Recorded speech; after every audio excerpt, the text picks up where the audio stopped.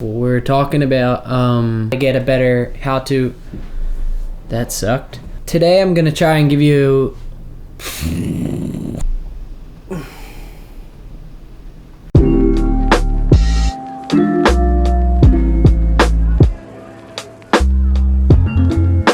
Okay guys, today we're doing product photography. So me personally, I don't do a ton of this, but I know that there's some people that might benefit from it. So here's some things you'll need.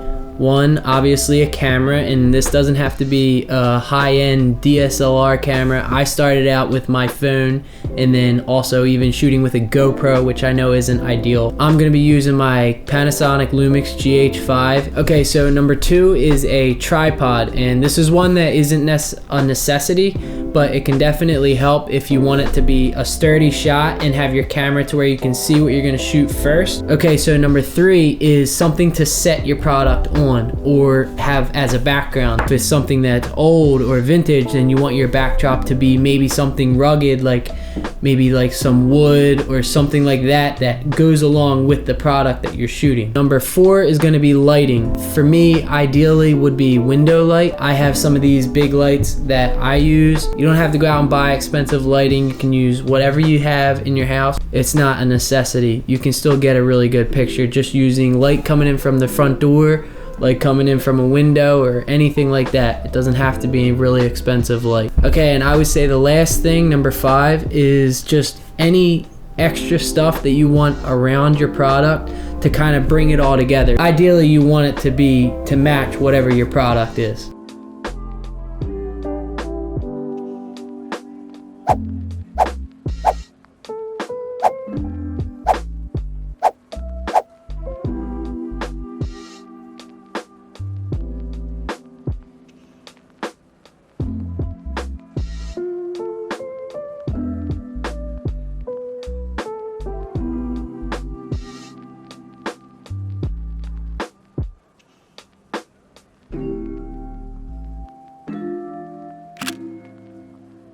Okay, so this next part is completely up to you, however you want to do it. This is my personal favorite part because you can take any picture, no matter how it looks, and put your own spin on it and do it the way that you want to do it and make it different than everyone else's. One quick tip, if you're just now getting started on editing your photos, the way that I learned that what each thing does is just go like this, all the way to the right and then all the way to the left, and then come back and find that medium of what you like.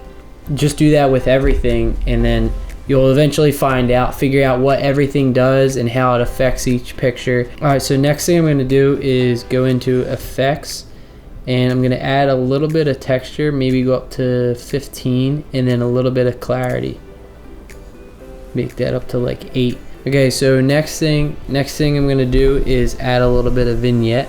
I'll do -10, and that'll just give it that dark outline around the outer edge. You can see if I go all the way dark, it gives it that fade coming in from all the corners. Maybe I'll do negative.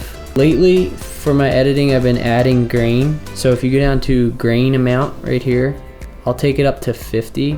You can tell if I zoom in, you can see the grain in like those spots, and on the camera it just makes it look more of like a film shot. And then I'm going to take the size up to 40.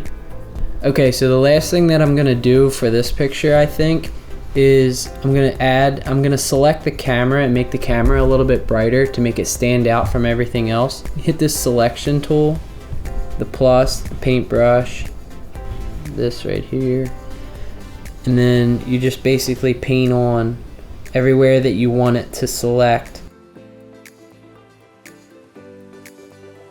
If you do this too much, it really looks bad. You can see if I go like this with the exposure way up, it looks horrible. So on exposure, you don't want to do too much. So you can see if I go back down, that's what it looks like now. But if I bring it up just a little bit, it just adds a little bit to it and makes the camera stand out just a little bit more. Maybe I'll bring the highlights up a little bit, and the whites, the hair. Alright guys, so that's going to do it for this video. Thanks a lot for watching, and go practice your product photography.